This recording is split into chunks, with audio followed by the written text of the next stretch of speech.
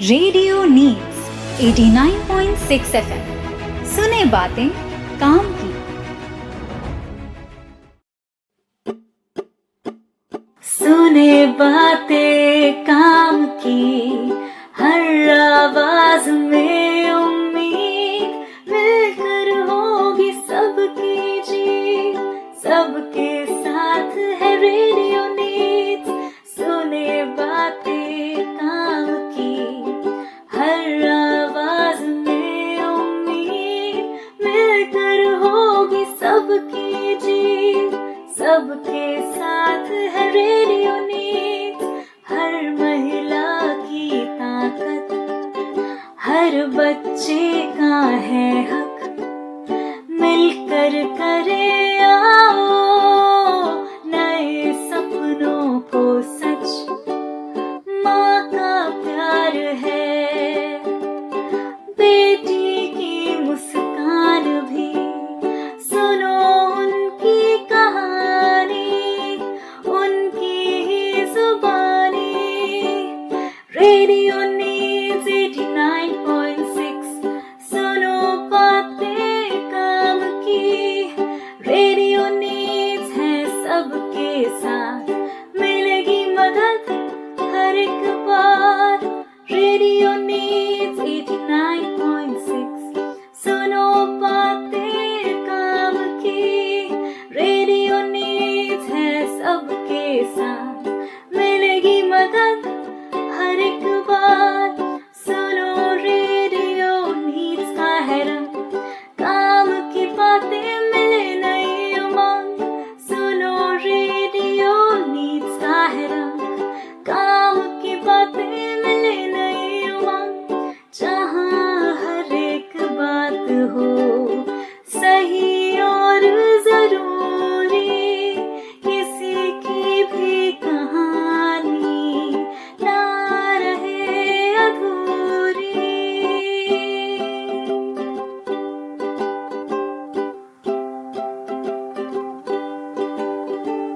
Radio needs 89.6, सुनो बातें काम की। रेडियो नीड्स है सबके साथ, मिलेगी मदद हर एक बार। रेडियो नीड्स 89.6, सुनो बातें काम की। रेडियो नीड्स है सबके साथ, मिलेगी मदद हर एक बार, मिलेगी मदद हर एक बार, मिलेगी मदद हर एक बार।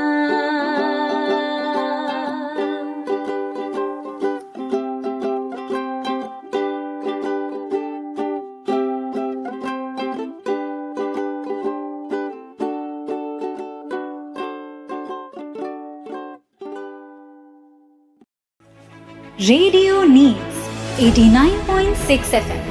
सुने बातें काम की। नमस्कार, आप सुन रहे हैं रेडियो नीड्स 89.6 FM। सुने बातें काम की, विद आपका दोस्त, आपका होस्ट आरजे रवि। आप सभी श्रोताओं का स्वागत करता हूं रेडियो नीड्स में। आज हम सलाम करते हैं हर उस महिला को जो सपने देखती है, मुश्किलों से लड़ती है और अपने हौसले से दुनिया बदल देती है। वो माँ जो बिना थके दिन रात लगी रहती है, वो बेटी जो अपने हक के लिए आवाज़ उठाती है, वो बहन जो घर और कैरियर दोनों संभालती है, और वो साथी जो हर कदम पर साथ निभाती है। महिलाएं सिर्फ घर की नहीं, देश की भी रीढ़ है। आज वो पायल नहीं, पराक्रम की गूंज है। तो आइए आज हम सब मिलकर एक वादा करें, ना सिर्फ आज बल्कि हर दिन हर महिला को उसका मान, उसका स्थान और उसका सम्मान देंगे। मैं हूं आपका दोस्त आरजे रवि। हर नारी है शक्ति, चलो उसे सलाम करें, हैप्पी वुमेन्स डे। तो अभी हमारे साथ जुड़ चुकी है आरजे मेधा, जो इस विषय को विस्तार रूप से चर्चा करेंगी। तो तब तक आप बने रहिए हमारे साथ और सुनते रहिए रेडियो नीड्स 89.6 FM। सुने बातें काम की। Radio needs 89.6 FM। सुने बातें काम की। नमस्कार साथियों, स्वागत है आपका रेडियो नीड्स 89.6 एफएम सुने बातें काम की विथ योर होस्ट एंड दोस्त मेधा। स्वागत है आपका एक खास शैक्षिक श्रृंखला में। हर सवाल का जवाब, हर बात समझाने का नया अंदाज। जैसा कि आप जानते हैं कि हमने इस पॉडकास्ट के एपिसोड्स के थ्रू बाल कल्याण से जुड़े प्रत्येक पहलू को क्रमबद्ध तरीके से और विस्तार में कवर किया है। हमारे इन एपिसोड्स में विशेषज्ञों की राय, जमीनी हकीकत, सरकारी योजनाओं का विश्लेषण तथा प्रेरणादायक कहानियां शामिल हैं जो आपको इस मुद्दे को बेहतर ढंग से समझने और इसके समाधान में योगदान देने में मदद करेगी। यहाँ हम उन विषयों पर चर्चा करते हैं जो आपकी रोजमर्रा की जिंदगी से जुड़ा होता है। यहाँ ज्ञान केवल किताबी नहीं होता, बल्कि ऐसा जो आपको हर दिन कुछ नया सोचने और सीखने के लिए मजबूर कर दे और आपके आसपास होने वाले किसी भी अन्याय के खिलाफ आवाज उठाने के लिए आपको सशक्त बनाए। तो आप ये सुनिश्चित करें कि आप जागरूक रहे, जागरूकता फैलाएं और इस आंदोलन का हिस्सा बने, क्योंकि एक सुरक्षित और समृद्ध भविष्य के लिए बच्चों की भलाई हमारी प्राथमिकता होनी चाहिए। आज की एपिसोड की शुरुआत आज मैं एक छोटी कहानी से करती हूं। एक प्रतिष्ठित कॉर्पोरेट ऑफिस का माहौल है। मीटिंग रूम में सभी कर्मचारी एक महत्वपूर्ण प्रोजेक्ट पर चर्चा कर रहे थे। जैसे ही शिखा, जो कि एक मेंबर है, उसी कॉर्पोरेट की काम करती है, वहां पे वर्कर है, उसने अपनी राय रखनी शुरू की, उसके सहकर्मी रवि ने हंसते हुए कहा, अरे तुम्हें इन सब का क्या अनुभव, चाय बनाना सीखो पहले। पूरी टीम हंस पड़ी, लेकिन शिखा को ऐसा लगा जैसे उसकी योग्यता पर ही सवाल उठा दिया गया। यह सिर्फ मजाक नहीं था, यह लैंगिक उत्पीड़न का एक स्वरूप था जो कार्यस्थल पर आम हो चुका है, लेकिन इसे गंभीरता से नहीं लिया जाता। आज महिला दिवस पर, यानी विमेंस डे, जो हम हर साल 8 मार्च को मनाते हैं, हमें ये समझना होगा कि कार्यस्थल पर यौन उत्पीड़न केवल शारीरिक नहीं होता, यह मानसिक और भावनात्मक भी हो सकता है। अपमानजनक भाषा, अनावश्यक टिप्पणियां, नजरों से तौला जाना या पदोन्नति के बदले अनुचित मांगे, ये सब कार्यस्थल पर उत्पीड़न के अलग अलग रूप ही हैं। भारत में कई महिलाएं कार्यस्थल पर यौन उत्पीड़न का सामना करती है, लेकिन केवल कुछ ही इसकी शिकायत दर्ज कर पाती है। अंतर्राष्ट्रीय श्रम संगठन यानी इंटरनेशनल लेबर ऑर्गेनाइजेशन की रिपोर्ट के अनुसार भारत में 69% महिलाएं कार्यस्थल पर कभी ना कभी यौन उत्पीड़न का शिकार हुई है, लेकिन इनमें से केवल 10% मामले ही आधिकारिक रूप से रिपोर्ट किए गए हैं। यौन उत्पीड़न केवल शारीरिक स्पर्श तक सीमित नहीं होता, फिजिकल टच तक नहीं होता। इसमें अश्लील टिप्पणियां, बार बार व्यक्तिगत सवाल पूछना, आपके आइडेंटिटी पर सवाल पूछना, जबरन डिनर पर बुलाना, अश्लील संदेश भेजना, धमकियां देना या कार्यस्थल पर ही महिला की काबिलियत पर संदेह करना शामिल होता है। नो मीन्स नो जो टैगलाइन है, यह सिर्फ फिल्मों तक सीमित नहीं है, बल्कि इसे कार्यस्थलों की संस्कृति का हिस्सा बनना होगा। भारत में कार्यस्थल पर यौन उत्पीड़न रोकने के लिए 2013 में कार्यस्थल पर महिलाओं का यौन उत्पीड़न रोकथाम, निषेध और प्रतिशोध अधिनियम पॉश एक्ट लागू किया गया। इस कानून के प्रमुख प्रावधान कुछ ऐसे थे। हर कंपनी जहां 10 से अधिक कर्मचारी हैं, उसे एक आंतरिक शिकायत कमेटी यानी इंटरनल कंप्लेंट्स कमेटी बनानी होती है। इसमें कोई भी प्रकार की शारीरिक, मौखिक, मानसिक या परिस्थितिजन्य उत्पीड़न को शामिल किया गया है। यह केवल ऑफिस तक सीमित नहीं, बल्कि work from home, conference, office trip और अन्य व्यावसायिक गतिविधियों में भी लागू होता है। दोषी पाए जाने पर सख्त कानूनी कार्यवाही और कंपनी से निष्कासन का प्रावधान है। राष्ट्र महिला आयोग और राज्य महिला आयोग भी पीड़ित महिलाओं की शिकायतों को सुनते हैं और कानूनी सहायता उपलब्ध कराते हैं।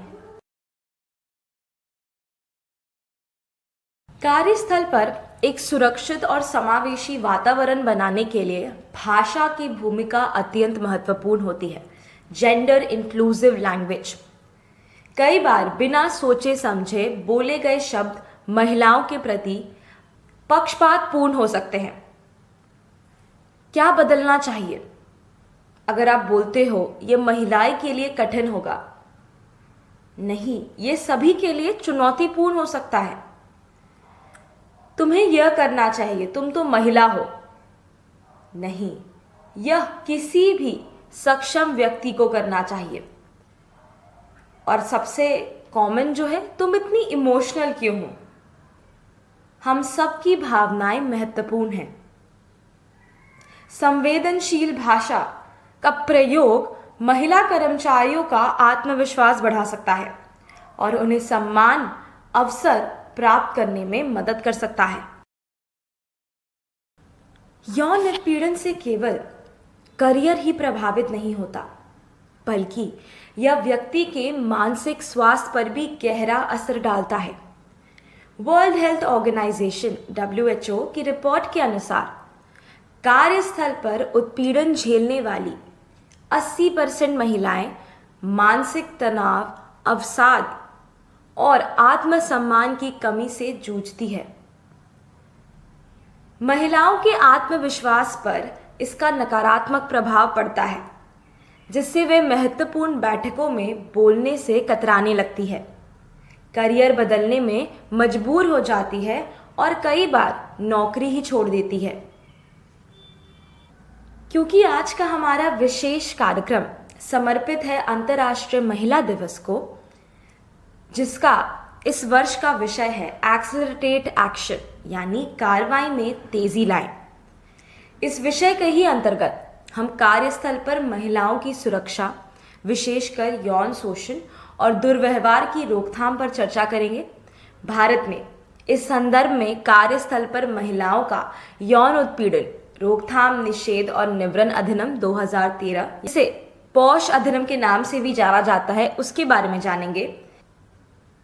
तो हम इस उत्पीड़न को रोकने के लिए अपने संगठन में क्या कर सकते हैं? हम अपने संगठन को जेंडर इंक्लूसिव कैसे बना सकते हैं? पॉश एक्ट, जो कि मैंडेटरी है कोई भी संगठन के लिए, उसको और सख्ती से लागू करना होगा। सभी कर्मचारियों को यौन उत्पीड़न और शिकायत प्रक्रिया के बारे में जागरूक करना होगा। महिलाओं के लिए गोपनीय शिकायत प्रणाली स्थापित करनी होगी। महिला प्रतिनिधियों को नेतृत्व भूमिकाओं में बढ़ावा देना होगा और सभी कर्मचारियों के लिए जेंडर सेंसिटाइजेशन वर्कशॉप कराना होगा। जैसे मैंने आपको ICC के बारे में पहले बताया, यानी इंटरनल कंप्लेंट्स कमेटी, तो कार्यस्थल पर महिलाओं की सुरक्षा सुनिश्चित करने के लिए आंतरिक शिकायत समिति का गठन अनिवार्य कदम है। यह समिति यौन उत्पीड़न के मामलों की जांच करती है और उचित कार्रवाई की सिफारिश करती है। इसका गठन कैसे किया जाता है?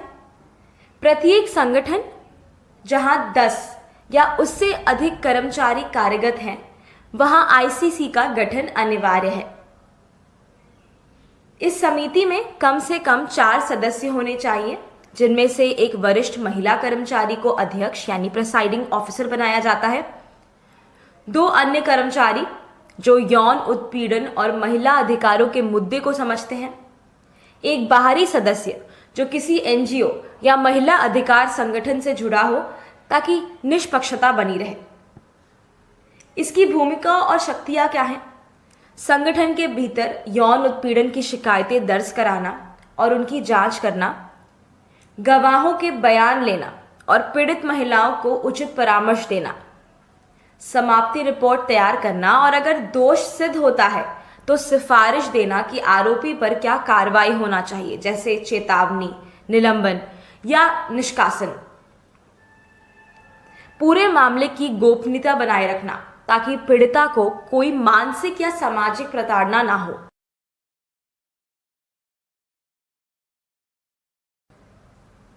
भारत में पौष अधिनियम 2013 यानी कार्यस्थल पर महिलाओं के यौन उत्पीड़न से सुरक्षा अधिनियम इस समस्या के समाधान के लिए लाया गया था, लेकिन कई संस्थाएं इसे लागू करने में गंभीर नहीं हैं। 2023 के एक सरकारी सर्वे के अनुसार 72% कंपनियां पौष अधिनियम के तहत अनिवार्य अतिरिक्त शिकायत समिति का गठन ही नहीं करती। अधिकांश महिलाएं इसलिए शिकायत नहीं करती क्योंकि उन्हें डर रहता है कि उनकी शिकायत का असर उनके करियर पर पड़ेगा। कई मामलों में महिला कर्मचारियों को या तो चुप करा दिया जाता है या फिर संगठन उन्हें ही दोषी ठहराने की कोशिश करती है। बहुत बार ऐसा भी कहा जाता है कि ये इस कंपनी या संगठन की रेप्यूटेशन का मामला है और इसके कारण महिला को चुप रहना पड़ता है। परंतु इसी केसेस में कोई वर्कर को ऑडेसिटी मिलती है, उसे एक पावर में होने का एहसास होता है और इसे रोकने की सख्त जरूरत होती है। क्योंकि महिलाएं संवेदनशील होती हैं, वो कोई भी मामले को अलग अलग पॉइंट ऑफ व्यू से समझती हैं और इसके कारण वो शायद चुप हो जाती हों। परंतु इस मामले में संगठन का दायित्व बनता है कि वो इस इंसान को कॉल आउट करे जिसने किसी भी प्रकार में एक महिला के साथ उत्पीड़न किया है। उनको चेतावनी देनी चाहिए कि वो जेंडर इंक्लूसिव लैंग्वेज यूज करे। साथ ही साथ अगर बात फिजिकल या सेक्सुअल एक्सप्लॉयटेशन की होती है, उस केस में और कठिन सजा देनी चाहिए।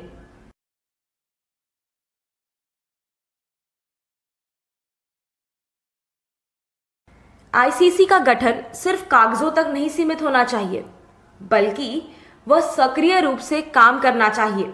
कंपनियों को यह प्रमाणित करना चाहिए कि वे पौष कानून का पालन कर रही हैं और इसके लिए एक स्वतंत्र सरकारी एजेंसी या महिला आयोग द्वारा ऑडिट होना चाहिए। शिकायतकर्ता को सुरक्षा मिलनी चाहिए ताकि वह बिना किसी डर से अपनी शिकायत दर्ज कर सके।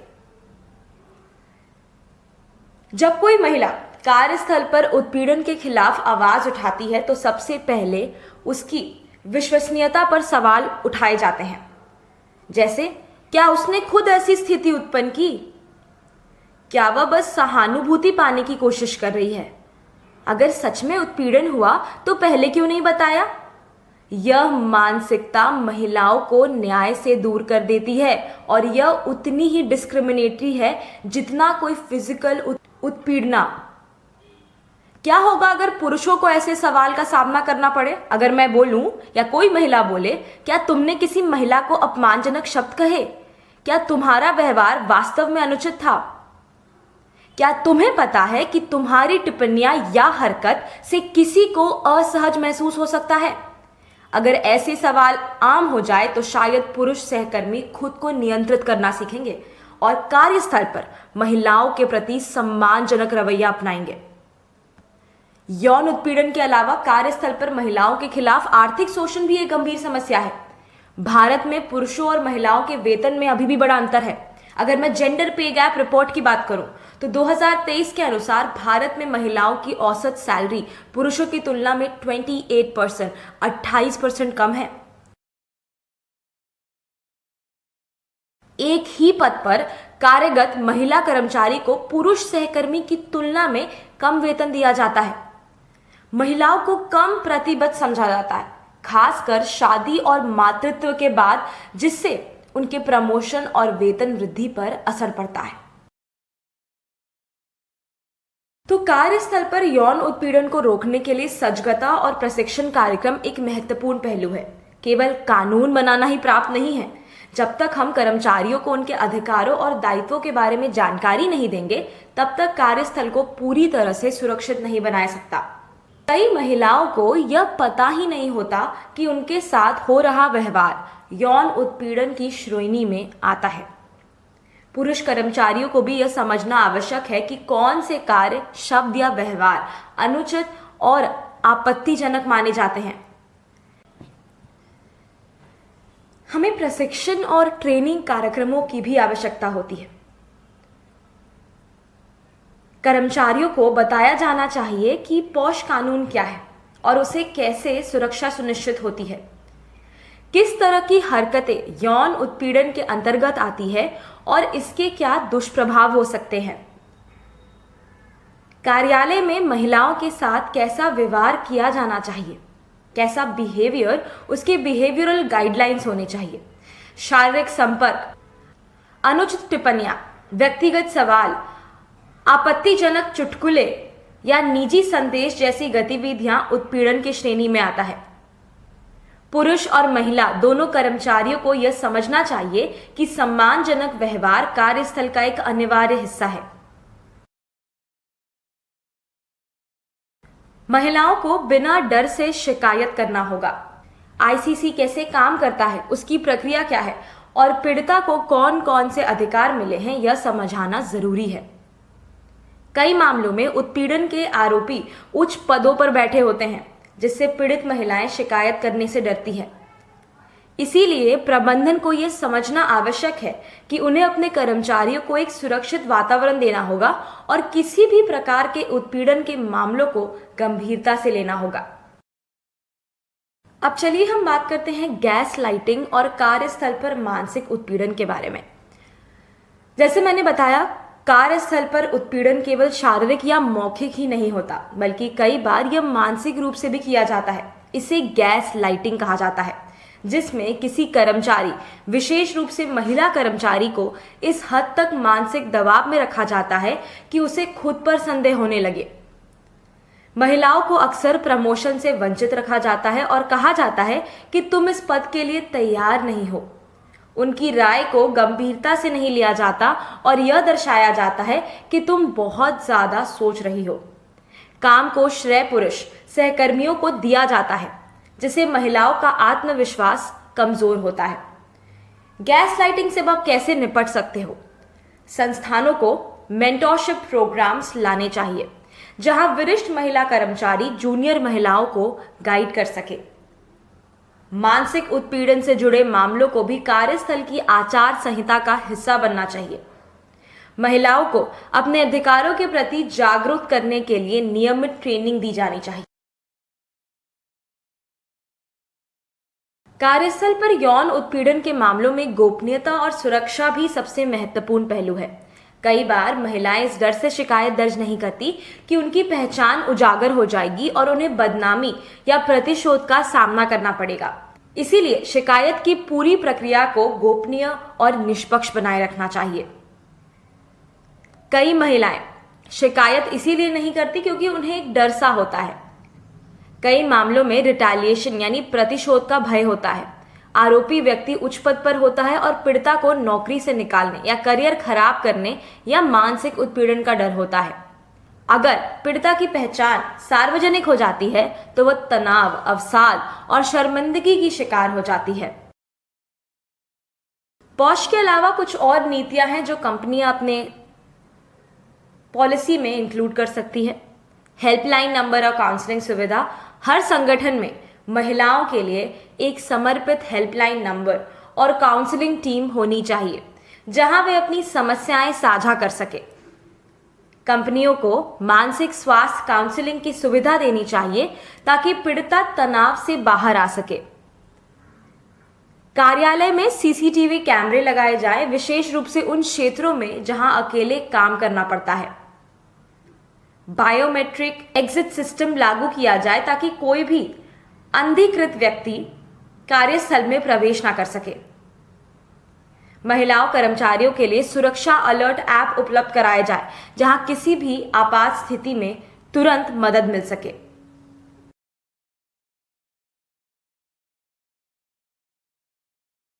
चलिए एक दिशा निर्देश देखते हैं जिसमें कर्मचारियों को क्या करना चाहिए और क्या नहीं करना चाहिए। इस केस में क्या कर सकते हैं? यदि आप किसी महिला को असहज महसूस होते देखें तो उसकी मदद करें, शिकायत प्रक्रिया के बारे में जागरूक रहे और अन्य कर्मचारियों को भी इसके बारे में जानकारी दें। कार्यस्थल पर किसी भी अनुचित व्यवहार की तुरंत रिपोर्ट करें। क्या ना करें? पीड़िता को बार बार पूछताछ ना करें, इससे उसे और अधिक तनाव हो सकता है। आरोपी को फायदा देने या उसे बचाने की कोशिश ना करें और किसी भी शिकायत को मजाक में ना ले। हर शिकायत को गंभीरता से लिया जाना चाहिए। क्योंकि मैंने पॉश अधिनियम के बारे में बात की, तो उसी के अंतर्गत यदि किसी कर्मचारी पर यौन उत्पीड़न का आरोप सिद्ध होता है तो आईसीसी या लोकल कमिटी ऐसे दंड दे सकती है। इनको आपको जानना चाहिए। पहला, मौखिक चेतावनी यानी वर्बल वार्निंग। दूसरा, लिखित चेतावनी रिटन रेप्रिमांड। तीसरा, संवेदनशीलता प्रशिक्षण सेंसिटिविटी ट्रेनिंग।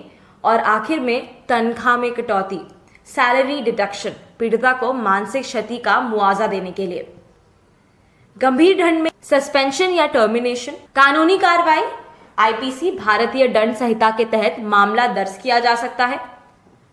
ब्लैक लिस्टिंग, आरोपी को भविष्य में किसी अन्य संगठन में नौकरी करने को नहीं मिलेगा। पॉश अधिनियम के अलावा आईपीसी की धारा 354A, 354B, 354C और 354D के तहत भी यौन उत्पीड़न के मामलों में कानूनी कार्रवाई की जा सकती है। इन धाराओं के अंतर्गत आता है सेक्सुअल हैरेसमेंट, आरोपी को 3 साल तक की सजा या जुर्माना का या दोनों हो सकता है। फिर आता है आउटरेजिंग मॉडेस्टी, 2 साल तक की सजा, जेल या जुर्माना या दोनों हो सकता है। क्विड प्रो क्यो, 1 साल की जेल और अधिक दंड। एवं स्टॉकिंग और साइबर उत्पीड़न, 3 साल तक की जेल और भारी जुर्माना। अगर कोई झूठी शिकायत होती है तो आईसीसी को यह देखना चाहिए कि शिकायत दुर्भावना से की गई थी या नहीं।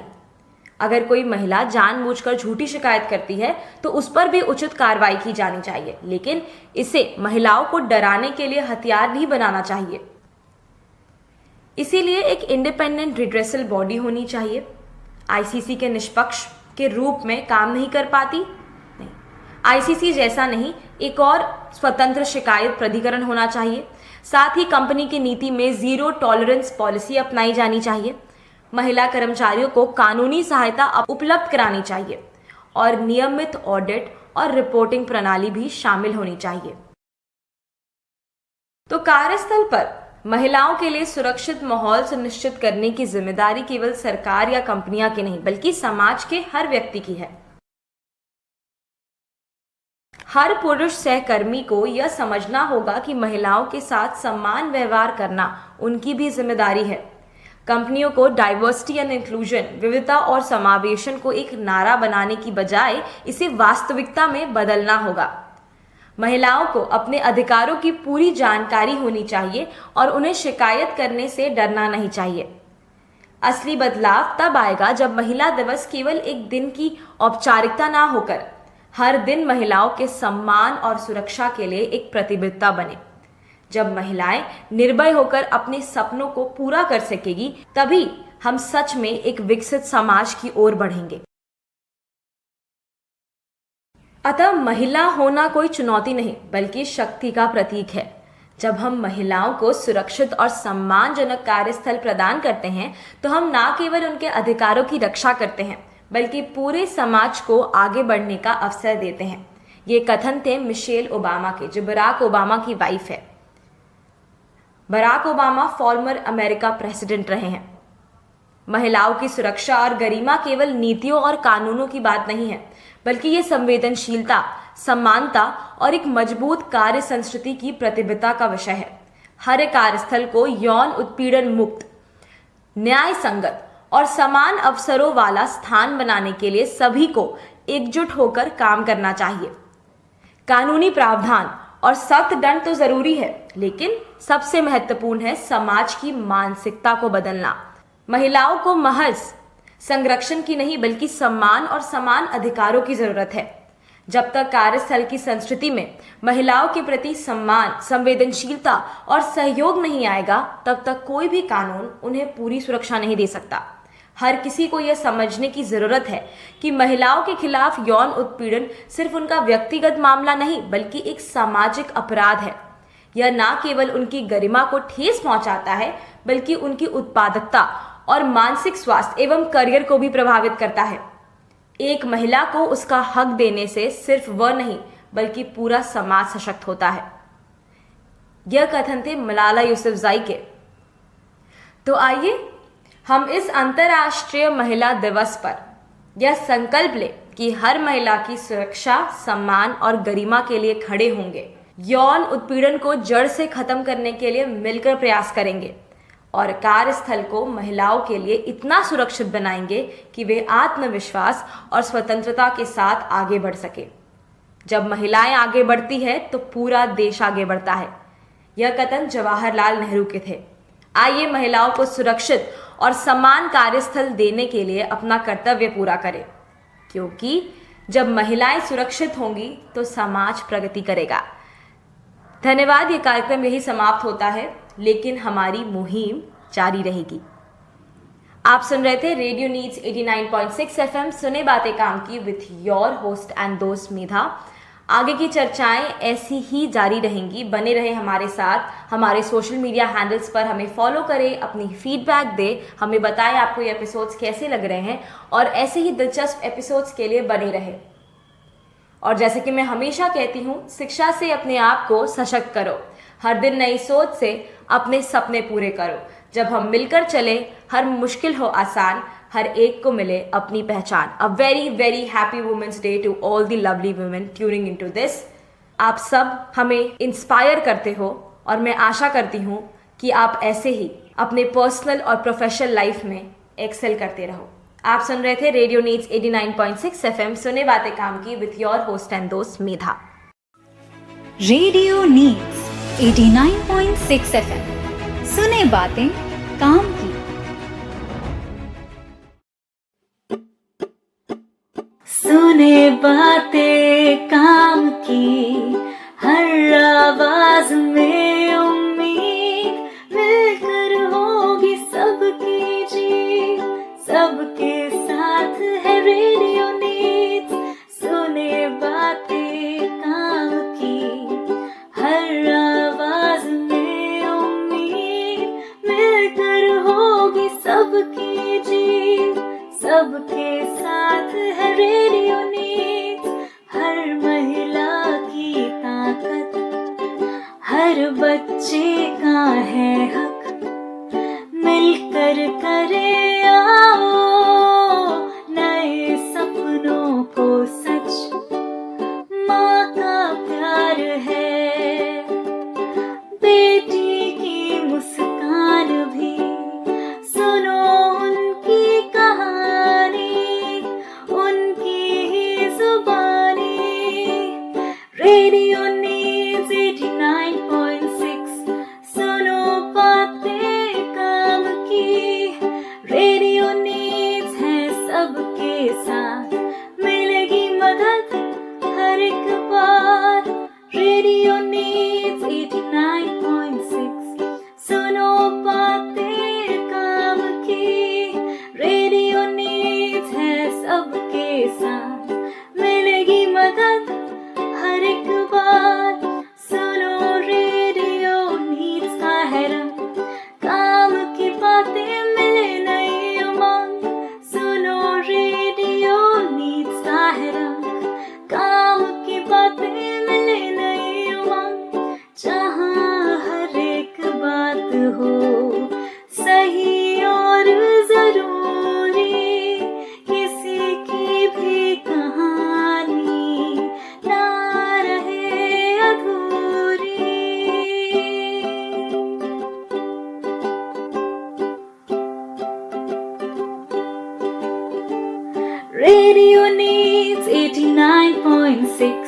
सुनो बातें काम की।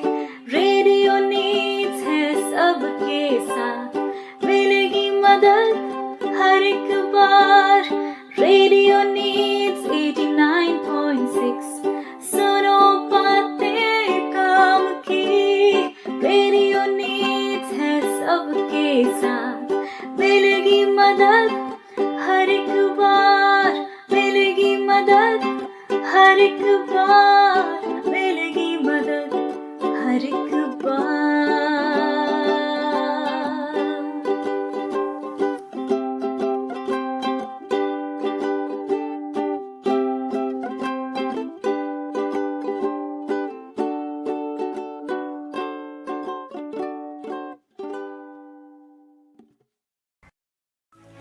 रेडियो नीड्स 89.6 FM सुने बातें काम की।